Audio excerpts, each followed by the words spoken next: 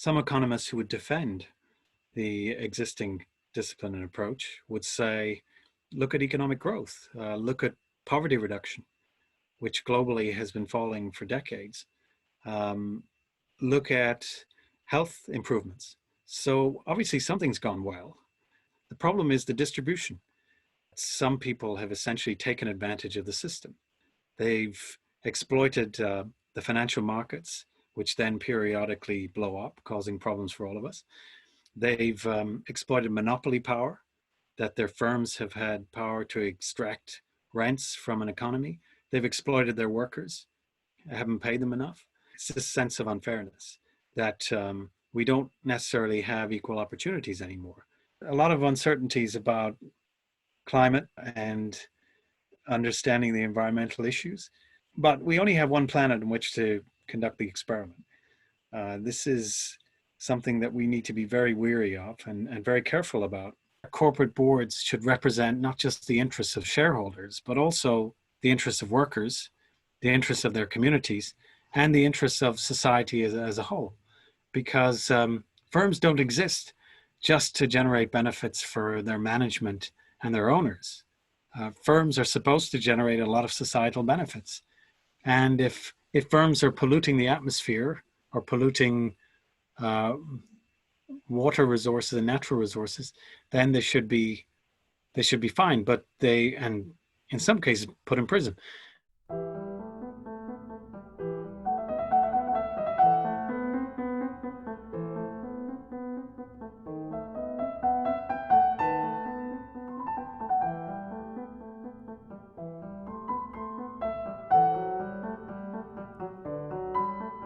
Well, economics really matters because of the way that we organize our society and the way we think about progress in our economies. And we've in societies all over the world, we've basically made economic growth essentially the number one objective of public policy. And this is what people pursue. People want higher incomes. They want a better quality of life. They want opportunities. And we've chosen to design a system which organizes a lot of these ideas in terms of markets and in terms of our economies. And so economics is a way of understanding that. It's a way of understanding people, how they behave, how they optimize, what sort of preferences they have, and what decisions they make. And then taking all the individuals and all the agents in our economies, consumers, firms, countries, they all interact in a way which leads to this systemic outcome, which we call the economy. And so economics is really important for helping us understand people in a certain way, and then also understanding the economy. And the question is then, can we engineer the system?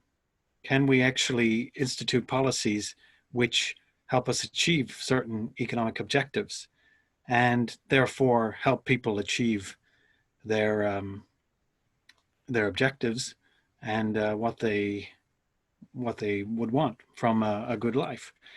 So why is economics and why does it matter? Because it matters first because of what I've said, that to understand these things, you need theories, concepts, you need data and evidence, and you need a way of thinking about how to optimize this system, how to increase economic growth, to think about society as a whole, and to think about the ecological foundations on which the economy rests.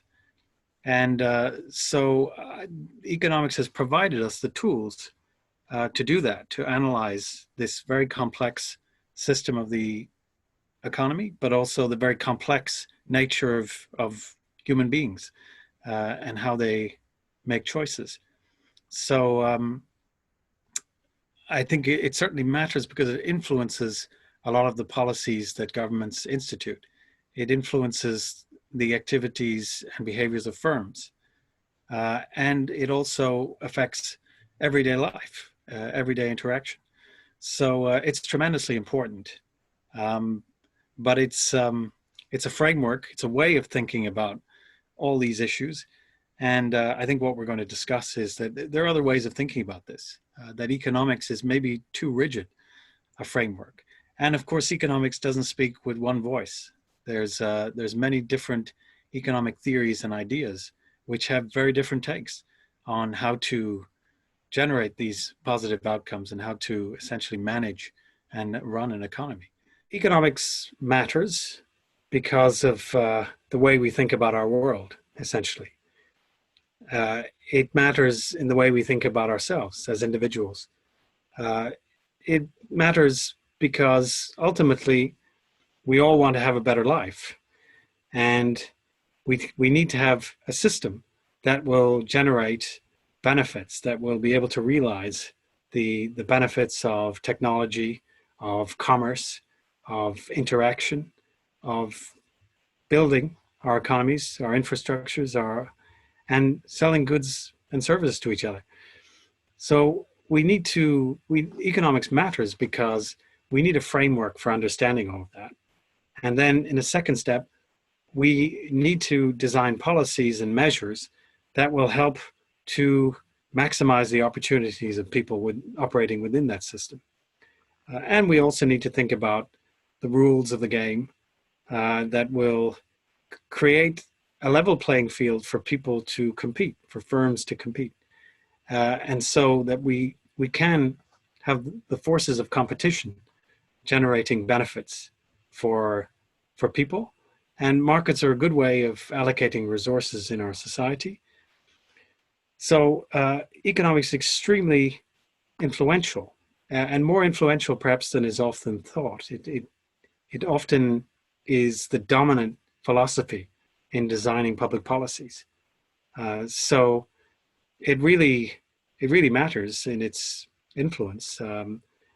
And James Carville once said that he didn't necessarily believe in reincarnation, but if he could come back, he'd come back as the bond market, because then he could intimidate everyone.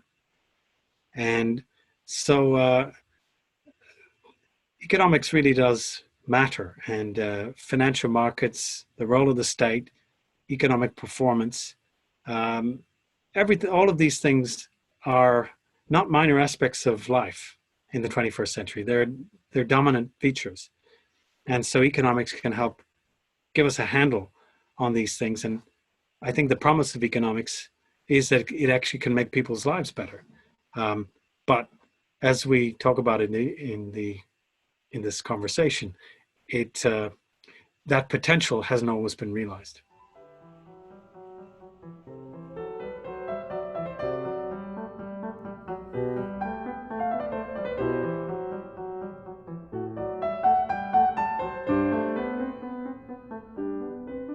I think to answer this question, we really need to understand the origins of economics. Where did it come from? And why, in a second step, why did it become so influential in informing public policy? The contemporary economics is rooted in classical physics. And in the 19th century, people like Walras believed that to understand the economy and societies, we could actually look to the natural sciences. And just as we understand how the planets orbit around the sun, there are similar mechanisms which help us understand how an economy functions, that the economy essentially is like a machine that we can tool up and we can tinker around with it, and we can make it work better. And that's really the origin, that we thought that equilibrium, that gravity models were very good ways of thinking about the economy as a whole, about trade relations, and about some of these big topics. So that's where the science comes from. It does have its roots in physical sciences. And the problem is that while classical physics has really moved on, and we've moved into string theory and a whole range of other things, economics remains stuck in the past and in its origins as a scientific discipline. For instance, Paul Romer, who recently won the Nobel Prize in Economics, he has written a paper called The Problem with Macroeconomics. And he basically argued that while physicists might lament the fact that physics hasn't moved forward, or there has been periods when it hasn't moved forward, macroeconomics actually moved backwards in the last 30 years. We actually understand less about the macroeconomy. And I think the question that you asked is very much inspired by Gregory Mankiw, who was the chairman of the Council of Economic Advisors under President Bush. And he said that the economic science had very little to do with the economic engineering that policymakers use. So in other words, the academic discipline had become detached from the tools and the techniques and the theories that policymakers needed. And so why did that emerge? Well, again, Romer gives us some clues. He argues that a big problem in the academic discipline is the deference to authority, that essentially the economics culture is one that tends to keep out new ideas, and it tends to reward those who follow the authorities in the discipline. And so the science has become more and more insular and detached from policymakers. Um, the policymakers, again, they have very specific goals, and this is politically charged. If GDP goes down, governments get voted out. If prices are rising, consumers are unhappy, and then again, there's going to be a political backlash. At the moment, there's a lot of concern about how the COVID crisis is being handled, and what is it going to be the impact for jobs. And so there's dysfunction in the machine, and the policymakers just want to find ways of making things work better. And if they look to the scientists, the economic science, they don't always find the answers. And there's a good example of this when um, the Nobel Prize winners of economics in 2008, just after the global financial crisis hit, they were asked by the most obvious question you could imagine of an economist in November 2008, which was, how is your research relevant to understanding the global financial crisis? And Sargent and Sims, the two Nobel Prize winners, had to reflect that actually their research didn't really tell you anything about the financial crisis. And this was two macroeconomists. So this disconnect between economics that's useful for solving problems and economics that is essentially like poetry. You're writing for other poets, and it's not necessarily something that's really helping us solve societal problems. And I think this is a major problem. It's one, for instance, I was chairing a discussion in Spain once, and there was an economist who had a PhD from Harvard, and very celebrated economist in Spain for his understanding of the housing crisis and other phenomena. And I put this to him, saying that a lot of academic work in economics was just not relevant to understanding these problems. And his response was quite revealing. He said, "Well, whoever said that economics should be relevant for policy? It's a perfectly respectable academic discipline and academic pursuit. So what's the problem?" And I think we do place a lot of expectation on what economists can tell us. There's a lot of very serious problems before them to solve. And the economists are very good at solving certain problems, particularly problems that can be solved with markets. But I think the problem in policy is we've tried to apply that logic and that reasoning to too many disciplines, to too many questions. I don't think, for example, traditional economics is very good when it comes to understanding climate change and the policies that we need to address a big systemic problem like that. It's also that for policymakers, we want, immediate answers. Well, economists haven't ever really been able to figure out what caused the Great Depression or the global financial crisis. There's still a debate on what caused these bigger eruptions.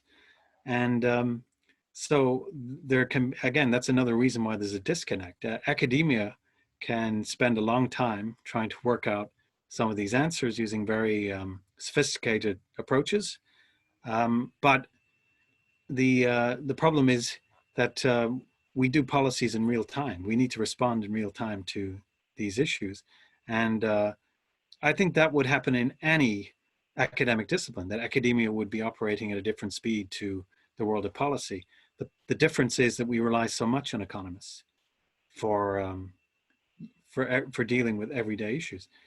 So I think that's one of the issues. And what the previous crises, I think, have also told us is that if there is going to be a change in economics, it's probably more likely to come from the engineering side, from the policymaking institutions, than it is from the academic side, because policymakers have to face the consequences of their mistakes.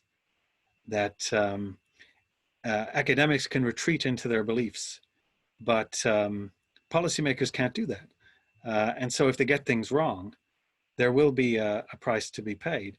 And so I think if there is a push for changing economics, I think it's coming more from the policy side than from academia.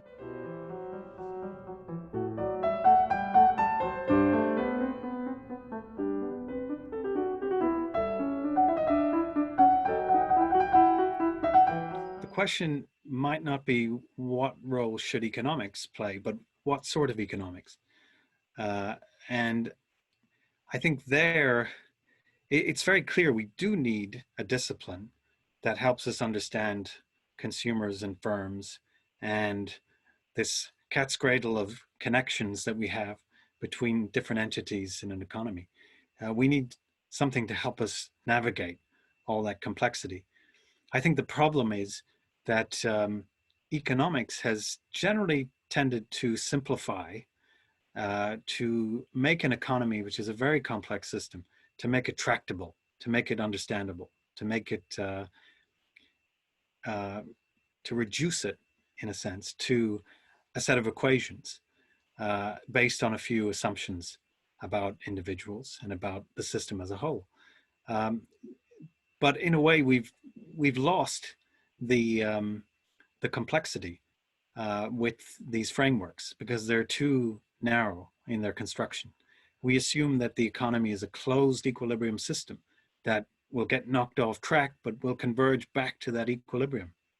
Um, Again, like the old classical physics ideas. But the economy isn't like that. It's constantly evolving, changing, reorganizing, and it can break down. It's not that it gets knocked off track and then it just will automatically, through a combination of structural reforms, it won't find its way back to the steady state.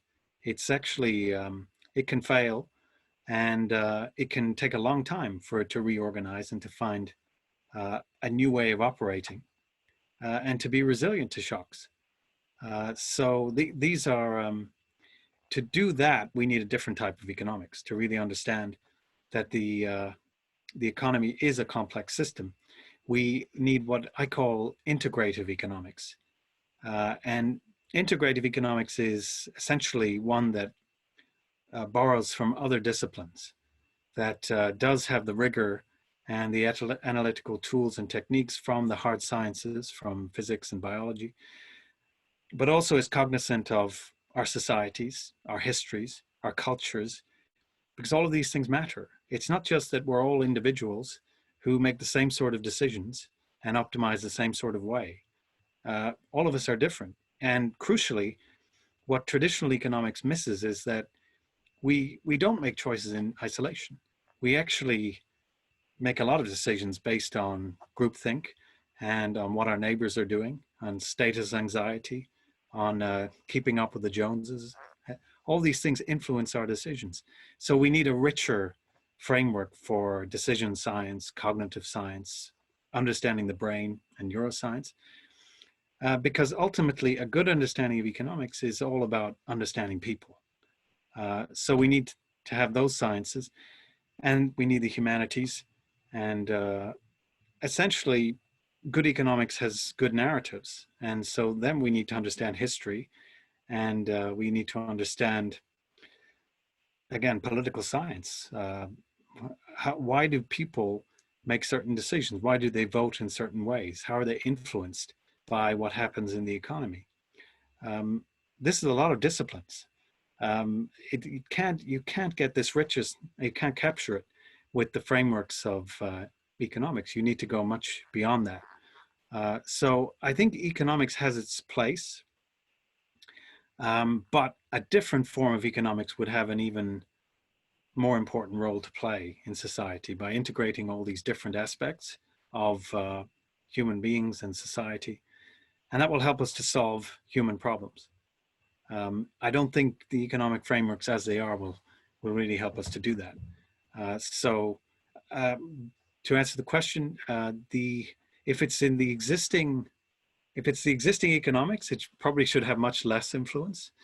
But if it's a new form of economics, then I think its role is legitimate. And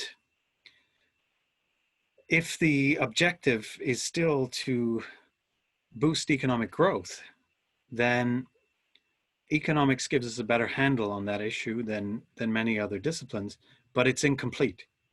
It's because economic growth and even markets are not, of course, following natural laws.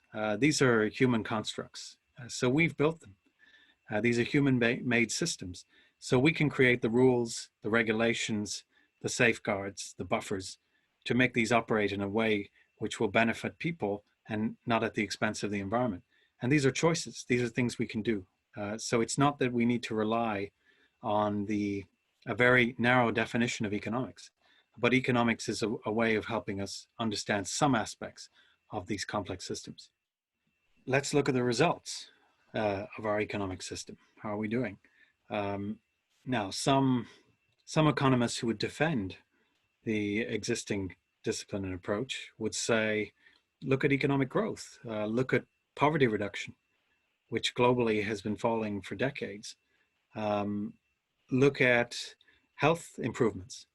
Look at life expectation. It's been growing for centuries, 2 centuries now, in very dramatic ways. And this is spilling over to the whole planet. So obviously something's gone well. And we have an economic system which generates growth. And it's slowed somewhat in the OECD countries, but the emerging economies are still growing very rapidly. And developing countries are starting to expand as well. 6 of the fastest growing countries in the world a few years ago were from Africa. So there is this catch up, and true countries reaching the technological frontier, they've been able to take advantage of these things, and true trade and investment, they've been able to grow. So there must be something good about economics and the way we've proceeded. The problem is exactly the question you mentioned. It's not necessarily about the aggregate. The aggregate story is pretty good. The problem is the distribution. So if 90% of the gains of growth go to the top 1% of the people, then that's going to generate dysfunction and problems in our society. We may have a successful economy. It doesn't necessarily mean that we have a good society and a society that works. I think we've generated a very unequal system, and that's a major problem too for its stability. That the gains of economic growth are captured, and people like Angus Deaton and his wife Anne Case, they've written about they've tried to understand, why are people so dissatisfied, and they've argued that it's not inequality. We hear a lot about income inequality, and that's been gradually rising in most OECD countries and emerging economies. It's been going down, but inequality is, with Thomas Piketty, has captured a lot of attention. But they argue that it's not necessarily income inequality. Actually, if you ask people, should some people be paid more than others? Should we reward movie stars and sports stars? They'll generally say yes. They probably deserve a bit more. So we don't believe in a totally equal, flat society. But what people don't like is a sense of unfairness. Uh, how have certain people become wealthy? And the sense that essentially it's been about rent seeking, that some people have essentially taken advantage of the system. They've exploited the financial markets, which then periodically blow up, causing problems for all of us. They've exploited monopoly power, that their firms have had power to extract rents from an economy. They've exploited their workers, haven't paid them enough. And the sense is that this is really what generates the social problems and the political backlash against our economic system. It's this sense of unfairness that we don't necessarily have equal opportunities anymore. And that those who are born with a set of advantages will be able to augment those over the life course. And those that are born into disadvantage, again, that will factor into going to a worse school, having a poorer diet, having health which is not as good. We estimated in the OECD that inequalities were reducing the lifespans of the poorest people in the distribution by about 10 years. So this is a real issue.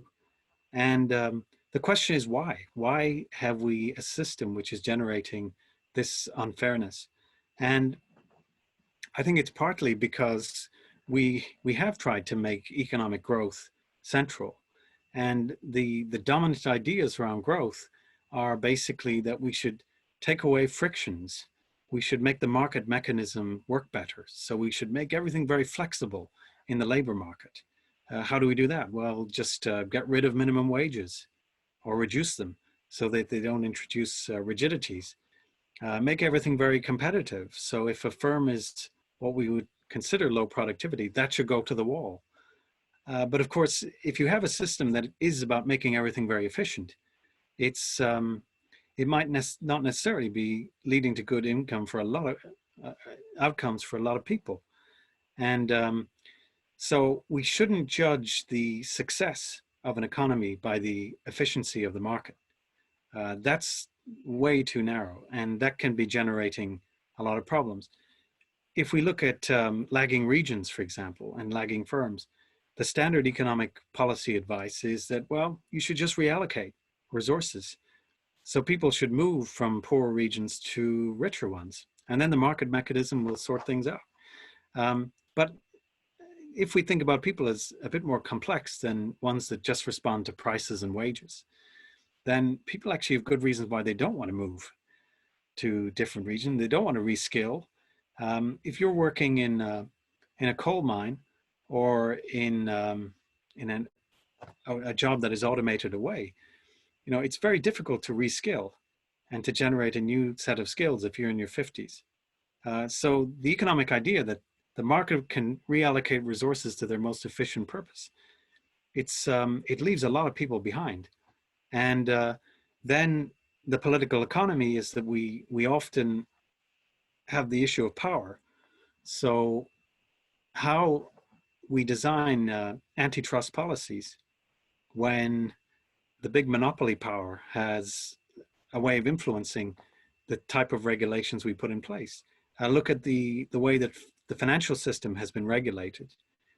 You know, why do we tolerate a system that generates enormous liabilities for the public, while the benefits of the financial system are mostly captured by the participants of the market itself? You know, this doesn't seem to be a very fair system. So we've decided, we organize our economies these ways. We try to optimize them, we try to grow, we try to make them efficient, and we gesture in the direction of things like fairness. So we say things like early childhood education and more progressivity in the tax and benefit system. And these are all very good, but these are very incremental, and they're not going to make a huge impact because it's the systemic unfairness that we have.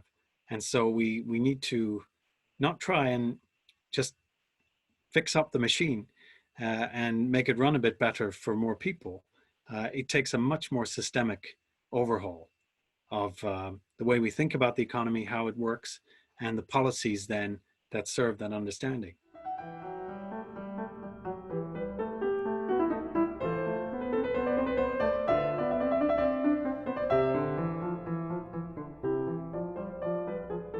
There's a lot of uncertainties about climate and understanding the environmental issues. But we only have one planet in which to conduct the experiment. This is something that we need to be very weary of and very careful about. And so I think that in the past, in the 19th century, if we go back to think about the issue of resources and the Industrial Revolution, where probably the Industrial Revolution happened in the UK because you had coal, you had a cheap energy supply. And this is probably why it didn't happen in China in the 1500s. So energy and resources are essential inputs into the economic machine.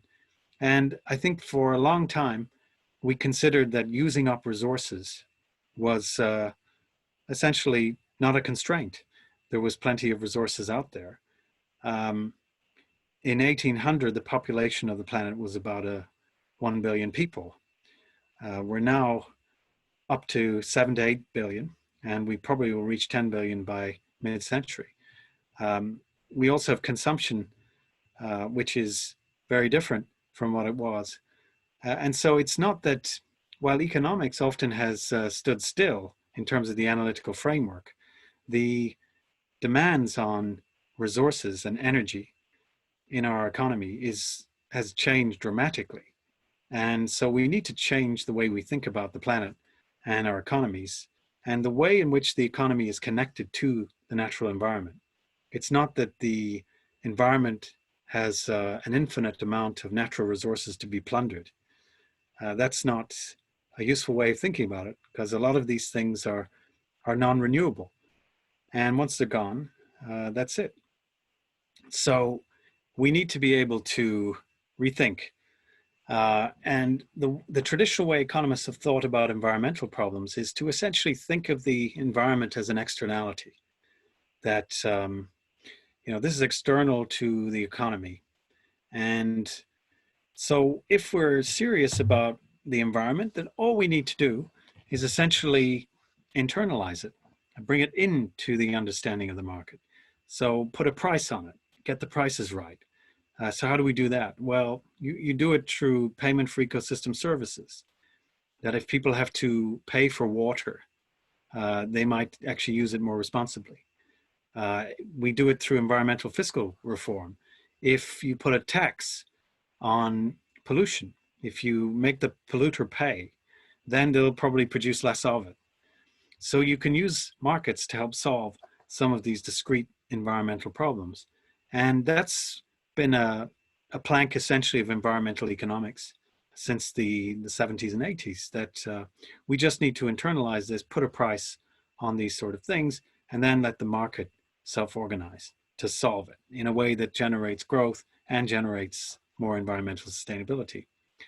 We've also had the logic of what's called the Kuznets curve when it comes to the environment. The idea there is that as economies grow, they will pollute a lot, but then as they develop, they should then start to think about the environment when they're at a later stage of development. So the idea is that you grow dirty and you clean up later.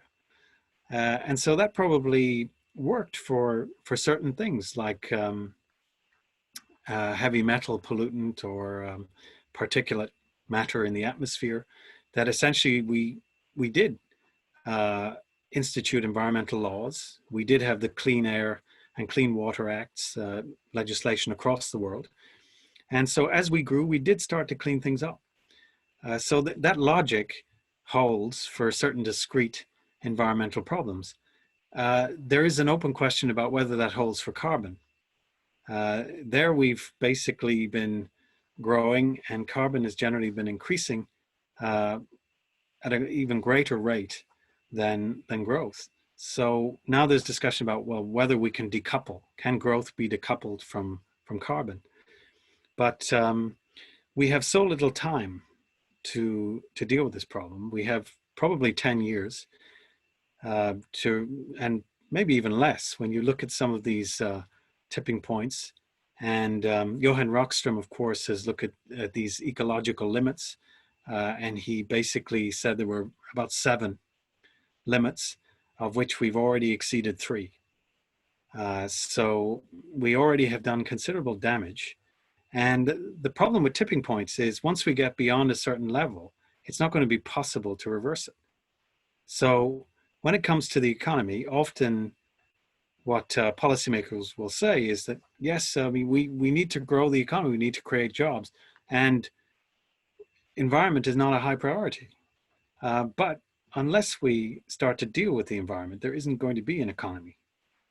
So I think we've been poorly served by many aspects of economics. To give you an example, William Nordhaus won the Nobel Prize in economics, and he won the prize for modeling environmental, climate change damage, and macroeconomics essentially. And among his findings, he said, well, if we have a 6-degree increase in the average mean temperature from industrial levels, 6 degrees, that will reduce global GDP by about 8%. Now, this is lunacy, and this is a Nobel Prize winning idea. The idea, and it goes back to what I was saying about how economists think about the economy. If it's a closed equilibrium system, then it's very insensitive to shocks. So, because you assume that it self-stabilizes and it will self-correct, essentially. So if it gets hit by a shock, it gets knocked off, but then it will converge back. But that means that any shock will have relatively small impacts, largely because of the assumptions we make about the model itself of the economy. So that makes it dangerous. Also the idea that optimization, we should just try to grow as quickly as we can. Well, we should, but if that's destroying natural assets and coming at the expense of the environment, it's a false economy. You might be generating growth, but you're running down the stock of the things that future generations will depend on. So we really need to think intergenerationally about these sort of issues and be very clear about what the science tells us, which is that at 4 degrees, we'd have massive change, disastrous change on our economies. It would change existence on this planet. So it's not a matter of 8% of global GDP. And a lot of these studies that economists have undertaken about the impacts of climate, they've tended to suggest that by 2050, 2060, we're going to have a reduction in global GDP by maybe 3%, 2 to 3%, maybe 4%. And what policymakers today will say is that, well, by 2050, we'll all be a lot richer and technology will be a lot better. So we don't really need to take any action on this. This will be a problem that sorts itself out. And that's why tipping points are so dangerous, because if we leave it too late to take action, it will be too late. This is a very fundamental issue, and economics needs to be part of the solution and not part of the problem on this one, because there's a lot of denial when it comes to the environmental issue. I think we're getting over the denial that this isn't a real problem. I think more and more that's accepted, that the science is unequivocal. But there's other people who believe in the denial that, well, it's something will turn up. Science will solve this problem for us. But science never cured cancer and has never actually cured the common cold. So to leave the planet in the hands of science alone is a very dodgy proposition. And then the other denial is that, well, it's too late to do anything about it anyway. And that too is we should just try and deal with the contemporary problems and just pretend it's not real. So these are dangerous approaches to this issue. We are not set up to deal with this type of problem. which is very slow moving and with its impact spread over a long period of time, but one in which we'll go right over the cliff and we'll be midair with our legs still moving, but it'll be too late then, and we'll be headed down. So I think we should be very concerned about this, and we need much better economics to deal with these sort of problems.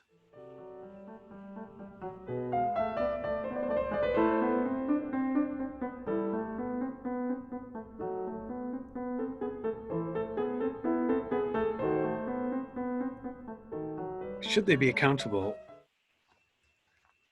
Yes, but I think a problem is that in many ways, it's up to policymakers to decide which economic ideas they're going to use. And policymakers ultimately, and politicians, ultimately, they have an accountability to their voters. And take, for example, during in the aftermath of the global financial crisis, there was a lot of discussion about austerity. And there was strong forces arguing that, you know, the financial crisis opened up these enormous deficits, and we need to close those deficits as soon as possible, and through austerity and through fiscal consolidation. And that became very quickly adopted, even though the world economy was crying out for stimulus. It needed more spending, it needed investment in infrastructure, it needed public programs to create jobs, it needed social welfare. But yet policymakers adopted in Europe policies of austerity, and in other parts of the world. And in some cases, this was generated by two pieces of work from academia.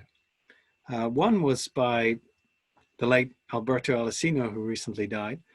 And he basically argued that there were optimal debt levels, that if debt levels went beyond a certain amount, oh, actually, I'm confusing things here. Alessina's idea was actually the growth enhancing effects of austerity. That if you have fiscal consolidation, you reassure investors, and they'll feel that they will invest in the economy because the public finances are in good order. So that was one idea. The second idea was Reinhardt and Rugoff, and they were the ones who argued about optimal debt levels, that if debt was about 90% of GDP, you wouldn't have any problems. But if debt went beyond that, then it would start to create all sorts of negative impacts. Investors won't invest, people won't spend because they'll be saving for a rainy day, and they'll expect higher taxes later on. And so these debt levels become very damaging on the economy, so we should embrace austerity. These were two ideas which had a big influence on the policy debate, but the Alessina finding was very quickly refuted, that actually it was an empirical finding. There are many different empirical findings which show the relationship doesn't hold. So it's a pretty fragile result. I wouldn't say it was strong enough to carry the day. And Reinhardt and Rugoff, it turns out there were actual mistakes in their spreadsheet, data errors, simple mistakes. But there was a group of politicians for which these ideas made a lot of sense and actually lined up very well with what they wanted to do anyway. And this is the problem. This is the accountability, because ultimately the profession, you know, you can have good economics papers and bad economics papers, and which have influence and which are taken up by policymakers. That's out of the hands of the profession. I mean, we do have peer-reviewed papers which are good housekeeping seals of approval. But in this case, these were two papers that hadn't been peer-reviewed. So I think that highlights that there's a lot of economics, and you can choose whatever economics suits you, suits your political and policy priors. And you can cherry pick the evidence. And oftentimes our methods are just flexible enough to give you the answer that you want. And so I think, yes, economists do have an obligation to do good science and good research, and to have the the highest standards in the work that they do. But that's only half the story. I think how their ideas are used is an important part of the story as well. And I think that since the global financial crisis, a lot more economists have wanted to be involved in policymaking and to make use of their expertise. And I think that's a good thing. I think it's not good if economists are essentially just catering for academic demands, but there is a big public need to help understand a lot of issues and to use economic logic to deal with them. So that's a good thing. Um, there's also, I think, one more thing to say on this is that, and I think it was another Nobel Prize winner, Ned Phelps, who said that we should be very careful with evidence. So economists would always say, well, we're an evidence-based profession. Our research is based on evidence. It's based on data. It's based on models. There may be issues with the models, but they correspond to good analytical rigor and good scientific work. But Ned Phelps said that we should be careful in a way because a lot of evidence that we produce is a product of the paradigm in which we operate. So a lot of empirical work tends to confirm the tenets of the paradigm that we have or the paradigm that you believe in. And so it's even the way we generate national statistics, that's based on a paradigm that we operate in. If you think that, and if your axiomatic assumptions are that markets generate efficient outcomes, and that's the basis of your empirical work, then you'll generally tend to find that, yeah, markets are good ways of solving things. But that's because it's based within a paradigm. So we have to be wary of that.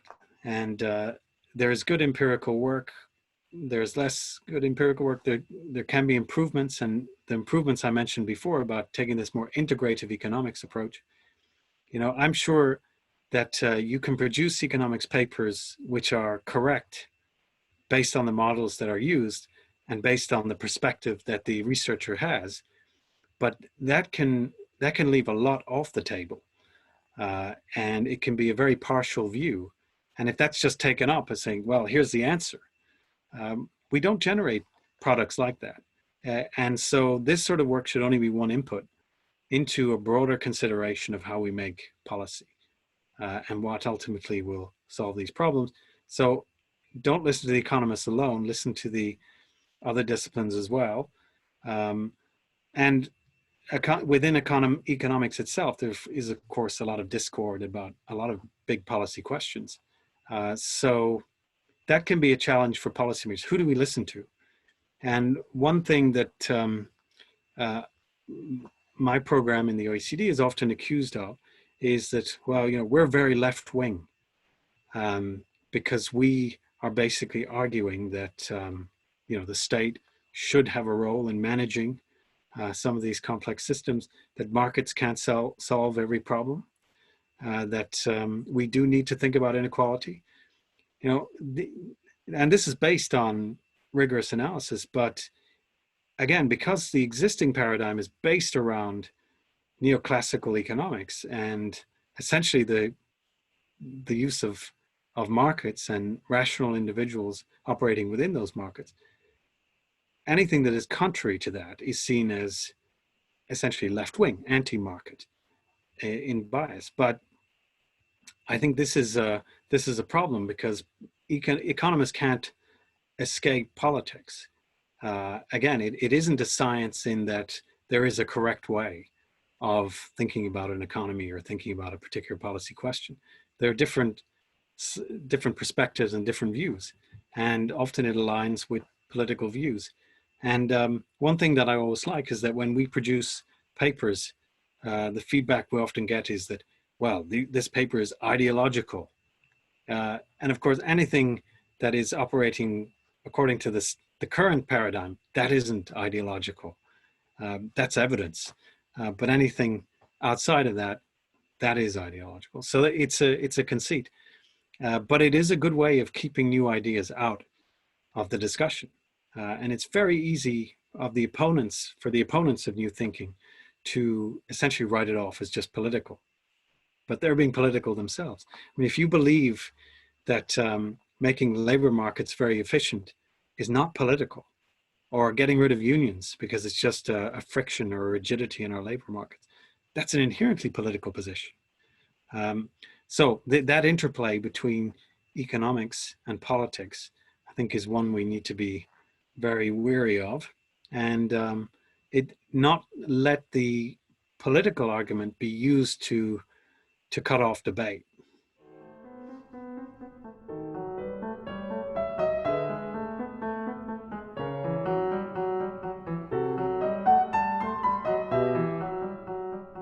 Well, I think capitalism is perfectly serviceable as a term to use. That still leaves the question of what sort of capitalism. But I mean, essentially, the way we have organized our economic system is that essentially it's organized through markets, and this is this is often a question of, whether we should have a market-led economic system or a state-led economic system. And so capitalism and socialism, and the pendulum swings from one to the other over time, where the pendulum is probably swinging away right now from market-led to more of a public-private state intervention approach. But in a way, it's the debate is a bit of a misnomer, because it's not capitalism or socialism, because every economy in the world is a mixed economy.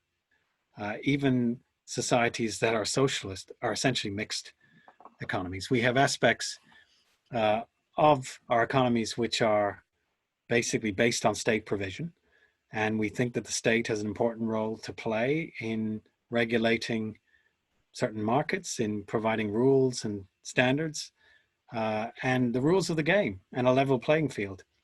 So markets require these things. It's not that markets left to their own devices will generate positive outcomes. So what the neoliberals always say, there is no alternative.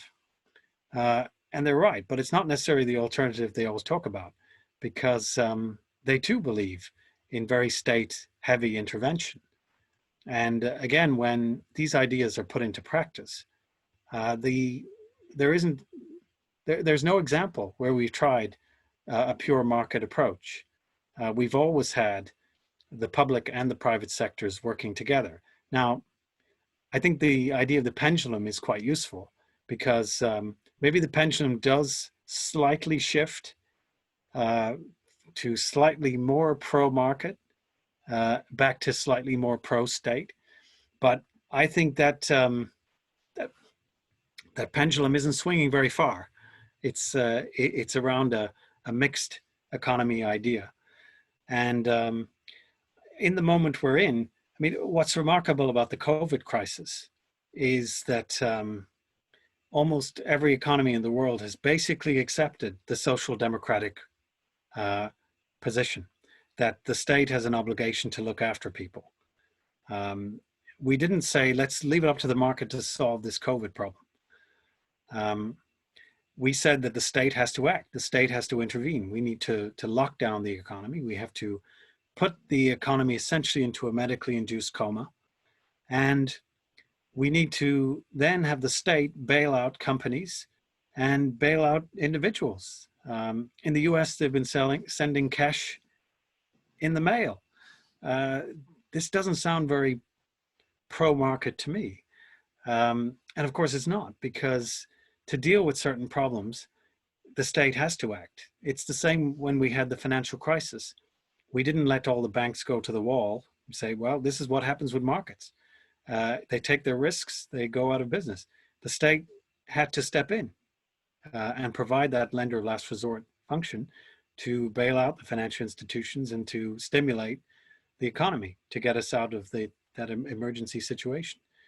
So another interesting aspect of the COVID crisis is that the states have taken enormous action, like incredible action in historical hindsight. I mean, forget capitalism. Capitalism did not solve this problem, um, and couldn't solve this problem because there are lots of problems that markets can't solve. And so, but then now you hear voices that, well, you know, these ideas worked in an emergency situation, but now we should get back to normal. And you have a lot of appeals to, you know, let's now worry about the debt, and let's try and withdraw the stimulus because we can't afford it. Um, but, you know, I don't think people will accept that. I think people still need help. And we still need to deal with this health crisis. And there's no trade-off between health and the economy. If you, the virus will tell the story, and if we don't solve that problem, then the economic problem can never be solved. So I think that capitalism is a fine philosophy when things are normal, when things are stable and stationary. But capitalism has the problem that our economies and our financial markets are not self-stabilizing. Left to their own devices, they will not necessarily lead to good outcomes in terms of society and the environment. So you need to have a handle on these things, and you need to have rules of the game that will ensure that we achieve a whole range of societal objectives and not just narrow economic objectives, where again, as we were talking earlier, the benefits are often captured by a very small minority. So those who advocated neoliberal economics have done very well. But the in the 21st century, and given the nature of these systemic threats that we face, whether it's cyber attacks or natural disasters or pandemics, these sort of issues can go around the world instantaneously. And so we need to have a lot more resilience in our economic system, which the state has a role to play in. And it's, you know, my fear is that we miss the opportunity of this crisis to really think about our economic system and about capitalism and what form of capitalism do we need for dealing with the 21st century issues. Because if the 20th century was all about competition and efficiency and economic growth, the 21st century is going to have to be about managing these complex systems, cooperating our global system a lot better, building the resilience of these systems so they don't fail in response to a shock like we've just seen, and also that you don't have these cascading failures, that a shock can emerge from anywhere, but it can propagate through the entire system and cause subsystems to fail. And we've seen that with the COVID crisis, which has had a big impact on not just healthcare systems, but also financial markets, on global value chains, which have shut down all over the world. And that shows us that the world it's efficient, but it's very fragile. And so these things have to be managed, and we need a lot more buffers and safeguards. And as Thomas Friedman said, that you know, we've been, over the last 30 years, we've been stripping out and stripping away all those safeguards, buffers, regulations. And we've done this out of a need to increase efficiency, or in some cases, not thinking at all. And so we really need to think about the resilience of our arrangements. And that suggests that we really need to rethink this public-private dynamic. And so capitalism in its pure form, I don't think we've ever seen it, and I don't think it exists. But we do need to understand what the limits are, but also what the benefits of a capitalist system are. That for dealing with consumer goods and services, it's a pretty good system, pretty efficient, and efficiency works for dealing with certain problems, but not the big systemic ones. And I think that's where our concern should be right now. But just a last word on the COVID crisis. I think the mistake would be if we, and you hear it a lot from policymakers, that we should, you know, just fix things up and then get back on the road to disaster. And I don't think that's a very sensible way to go. Capitalism is a system, and in many ways, capitalism is underpinned by a set of ideas from economics. And economics, again, traditional neoclassical economics tends to place an emphasis on the virtues of markets to organize our resources in society and to put them to their most efficient use. And so neoclassical economics definitely reinforces the idea that capitalism is a good thing and a good way of organizing our societies. But it also perhaps highlights that the state can undermine the market by having by regulating too much, by having too many rigidities or creating rigidities, by intervening and distorting markets through subsidies or through taxes and transfer. And so that has often legitimized reducing taxes on corporates and reducing the regulatory burdens. And so moving us to a more market-led approach. And so that view has been really bolstered by a lot of economic analysis. So I think capitalism has been underpinned by these ideas. The question is, again, as I said, moving towards solving the challenges of the 21st century, we probably need a more expansive economics to really grasp this system and how the system is changing crucially. So again, I think I said in response to another question, but the economics has to change because the facts on the ground are changing. And so having an ideological approach, saying, well, I'm for markets and I'm a capitalist, and if you disagree with my point of view, you're a communist, so we can't have a debate,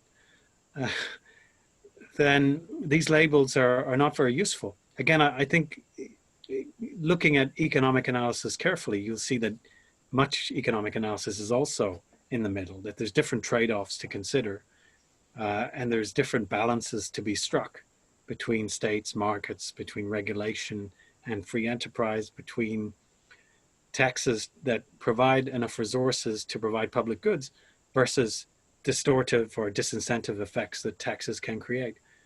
So there are, we learn this stuff by doing, and we experiment with things and we try out things in policy, and we have a set of overarching ideas. But we shouldn't be so wedded to a narrow set of assumptions because a lot of things are changing and changing very rapidly. So it's hard for economics to keep pace with that, as we've been talking about. So I think we need to constantly rethink both capitalism and the economics that underpins it, and to experiment with different models and different institutional arrangements, and to see what ultimately generates good results for people. The economy is a very simple system.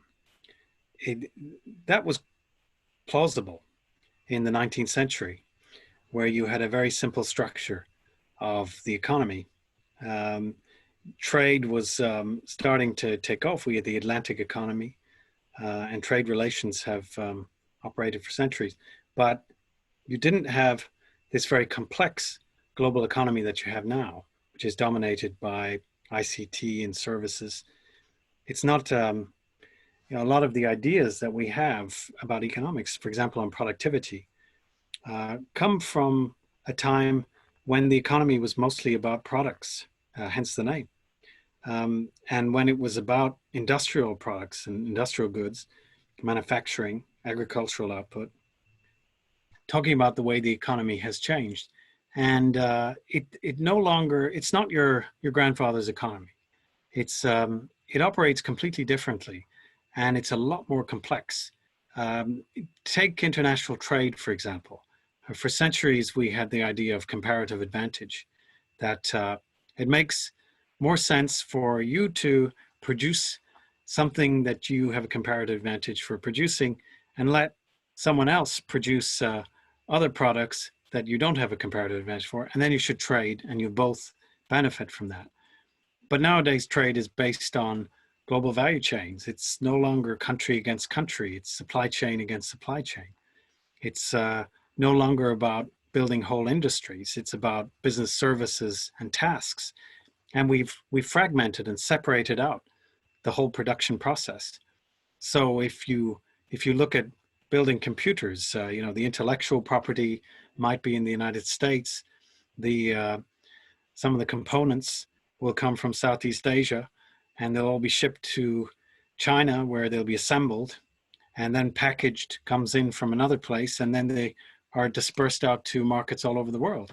So production is deconcentrated and it's fragmented, and that's the nature of the economy now. It's There's a whole set of flows of finance, of investment, which go across, of trade, products, knowledge, crisscrossing across the global economy.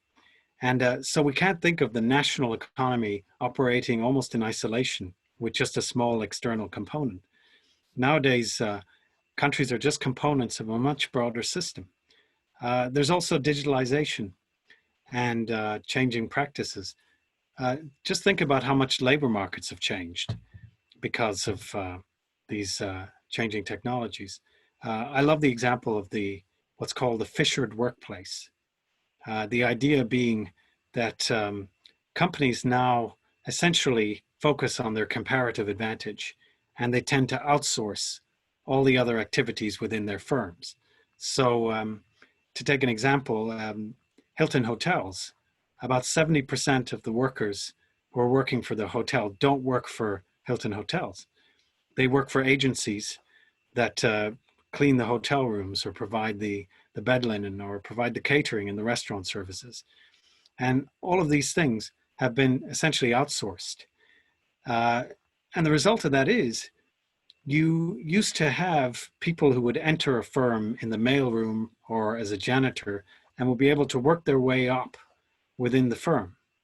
But nowadays, that's not possible. We have tasks. So you're a cleaner, and until you retire, you're going to be doing cleaning services. And it also means that workers' rights are not always upheld, because if there's an infringement by a high-tech company, and you say, well, you haven't been paying some of your staff, they can say, well, that's not us. That's the agency we hired to take care of that service, to do our accounting or to do our some ancillary service. So we've seen this fissuring, this fragmentation of services, and the gig economy also. We've seen that emerge, and it means that there's a lot of people who are working in very low-wage jobs with often no access to Social Security if work goes away, as we've seen during the COVID crisis. And technology has really enabled this, the gig economy, that we can now buy services and goods online, and it's changed fundamentally the way we provide services and the work that underpins that. So that's generating a lot of issues. And one thing that economists are puzzled by is that wages are low, and in our standard approach to the macroeconomy, if wages are low and unemployment is low, which was the case before COVID, this is great news for an economy. It means that wages are low, so capital is doing very well, and unemployment is low, so people must be finding employment. But actually, the type of jobs and the quality of the jobs that is being generated is not so good. If we take another example from the high-tech industry, which gets so much attention, the big four, GAFA, Google, Amazon, Facebook, Apple, there's a finding that 5% of the jobs of all these companies are really high-tech jobs, software design, engineering, coming up with clever applications for IT. So maybe 5% or even less of the jobs generated by this whole sector are those good quality jobs. But about 95% is just people putting things in boxes. So if we think about an equal society, this is not necessarily generating the sort of outcomes that we might want. And because we've broken the link of mobility within firms, It's, again, an opportunity, but for economists, the way the economy functions is very different. And so the same old macro framework doesn't really work anymore. And also the crisscrossing of economic interrelations within countries and between them means we also need to think about interaction a lot more. And again, the standard way of thinking about an economy was that it was a system, a very top-down way of thinking about the economy. But what we see is that it's all about the interaction of agents. So we need to really take a bottom-up approach because it is that interaction which is generating these emergent phenomena. So for example, economists don't often have a good theory of where financial crises come from, because the type of models we use, we assume a shock comes from the outside. You know, we'll get hit by an exogenous shock. But in a financial crisis, the shock actually is generated by the system itself. So again, some complexity ideas help us understand that a lot better, because it's the interaction of financial actors in markets which lead to these panics or bank runs, these emergent phenomena, which generate financial crises. And we haven't always had a good story on that. The same with innovation. Where does innovation come from? Often in economics, in a standard growth model, that's treated as a residual. It's a black box. We don't really understand it. But that's not a minor aspect of the economy. These aspects define what an economy is in the modern day world. So we have a discipline that, if it doesn't embrace this complexity and doesn't upgrade its capabilities to understand these types of dynamics, then it's going to be left behind. It's going to be redundant. And it's very hard, because oftentimes this requires us to understand machine learning and agent-based modeling and big data. And if you're used to undertaking economics in a certain way, it can be a real challenge. I mean, often you need data scientists to really be able to do these things. So economics on its own can't take full advantage of these new windows of opportunities that are opening up. And that same technology, which is so changing our economies, that technology has to change economics as well.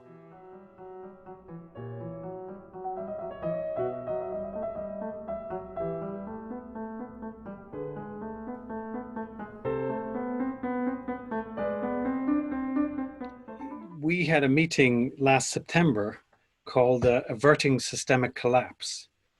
And I think a lot of our members sort of rolled their eyes and thought this was a very dramatic title. And, you know, it's so not in keeping with the OECD, which assumes that an economy is more or less stable and stationary and linear.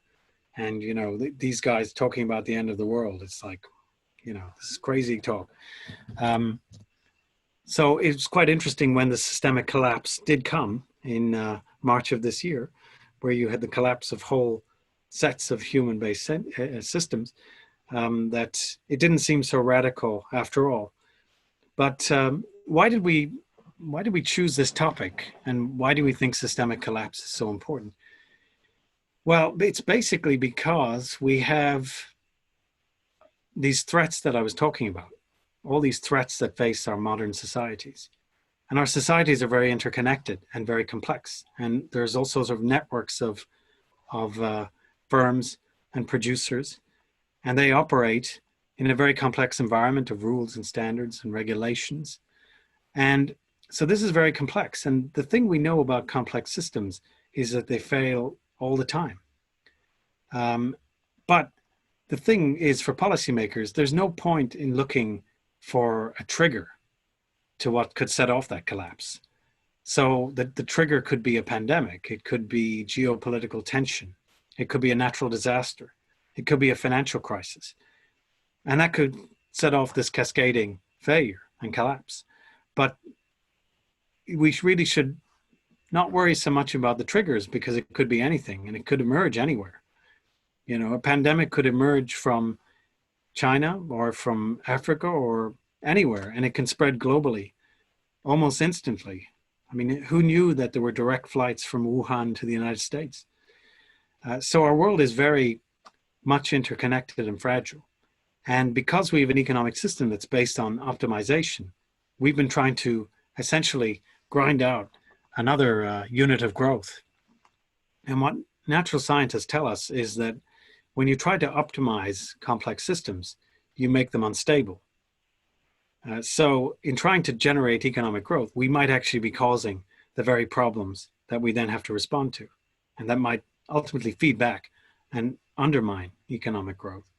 So everything's very fragile. It's the interconnection is just one aspect, but that's then reinforced by the fact that we do have very high inequalities, we do have climate change, and we have all these systemic vulnerabilities that exist. So the main point is that we have a global economy that is extremely fragile, and our policy actions to try and generate economic growth have probably made it more unstable. And we've organized it in this way. So can these systems collapse? Of course they can. And we've seen examples of where there've been partial collapses. We were very close to seeing a much more dramatic collapse of the global economy than we've seen because of COVID. And the reason why we haven't seen such a collapse is because the state really stepped in to bolster and reinforce the financial markets, to essentially keep the economy ticking over, and to have social buy-in to measures that in normal times would have been considered unthinkable. So we do have a fragile set of arrangements, and if we think about the United States and we think about an economic model, I think the economic model that we have and modern capitalism probably makes a lot of these systemic threats worse than they are. So that's an issue.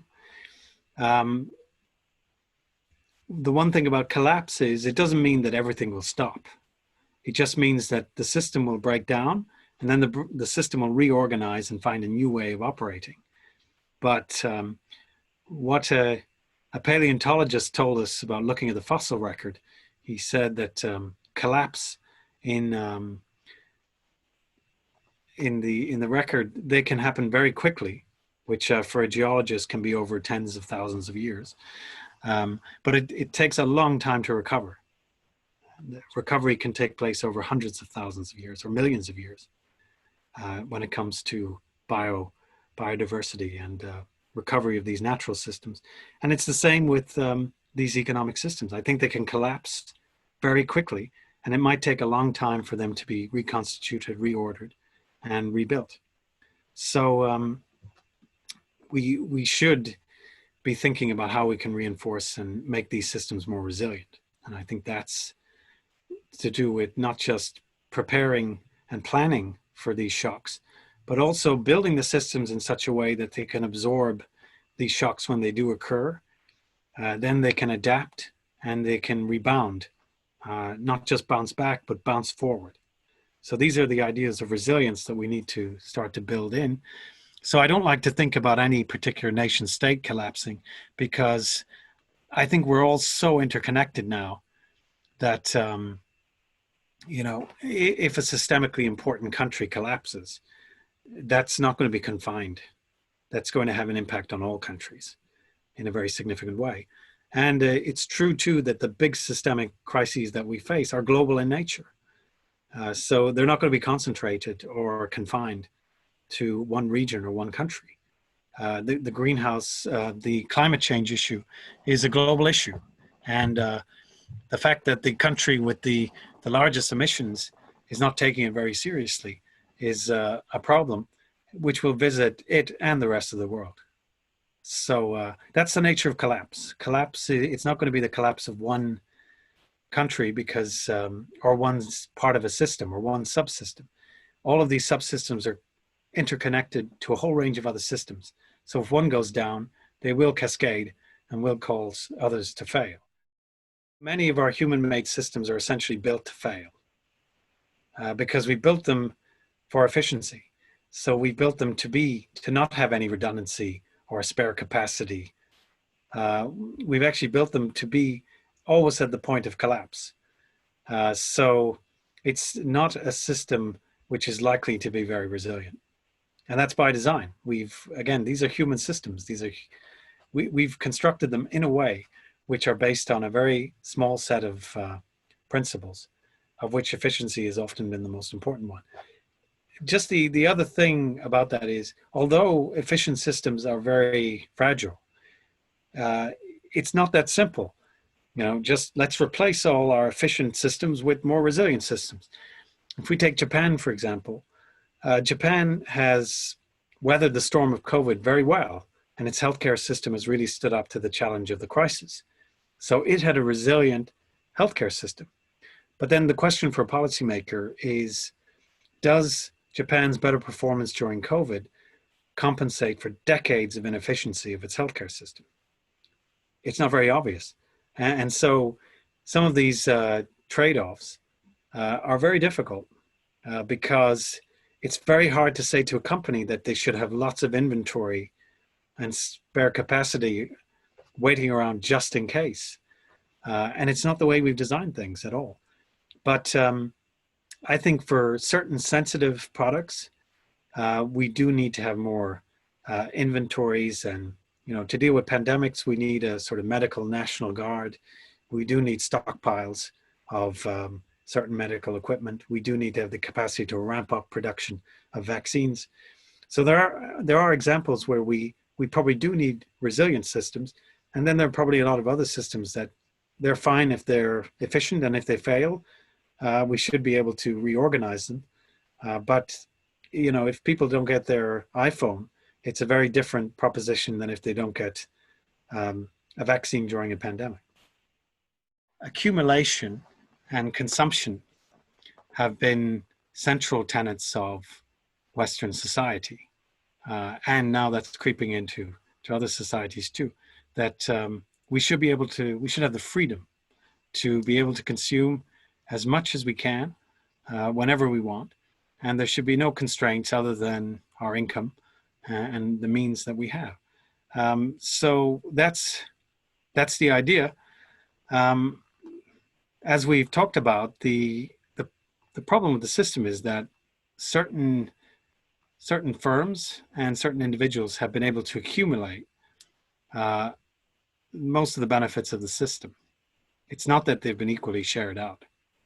So it's the accumulation problem that is really at the heart of a lot of the problems we have. And if you look at taxes on wealth and taxes on income, taxes on income on the top incomes has reduced a lot, because the idea was that people with very high incomes, they would of course reinvest their money, so the benefits of their wealth will trickle down to the rest of society. So perhaps you shouldn't tax that, and it creates disincentive effects and so forth. So we've been reducing taxes on the wealthy, and that did put a brake on this accumulation problem. And if you look at growth in the 1950s and 60s, it was pretty inclusive. The benefits of growth were widely shared in Europe and in the United States. And now it's not so.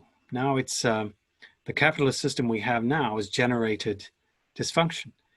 So that begs the question, well, what's different about capitalism now than in the past? And it's partly about the type of tax system that we have. We basically thought that maybe you should tax corporations a lot lower than workers, because corporations create jobs. And so that balance was lost. We've also tried to create all sort of incentives in economies. So again, wage suppression and getting rid of unions and things like that. All of these things have been motivated by essentially a version of capitalism. And I think where we're moving to is that we probably need to think less of, for example, maximizing shareholder value, which was a principle of corporate behavior. The idea being that companies have an obligation to maximize the benefit for their owners, which are the shareholders. And how do you do that? Well, you can do that by cutting costs, cutting workers, moving production to a lower wage economy.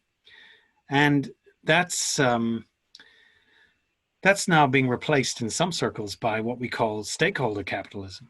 That in fact, corporate boards should represent not just the interests of shareholders, but also the interests of workers, the interests of their communities, and the interests of society as a whole. Because firms don't exist just to generate benefits for their management and their owners. Firms are supposed to generate a lot of societal benefits. And if firms are polluting the atmosphere or polluting uh, water resources and natural resources, then they should be fined. But and in some cases put in prison. But they should have a societal goal of not doing that. And in fact, there was a McKinsey study quite a few years ago now, which asked businesses if they thought climate change was a danger or an opportunity. And I think 80% of companies thought it was an opportunity. And so business can do good things. And yes, regulations have their limits. It would be much better if companies just decided to operate in a way that was ethical and was in the interests of their workers, communities, and the planet. Failing responsible business conduct and corporate social responsibility, yeah, sometimes we do need to intervene in that and to provide the right incentives, but also the right rules of the game if they do violate these things. And just to finish, Joe Stiglitz said once that we do need an invisible hand, the invisible hand of the market, but we also need a visible hand. And so it's not capitalism on its own. It's capitalism plus the appropriate level of state involvement.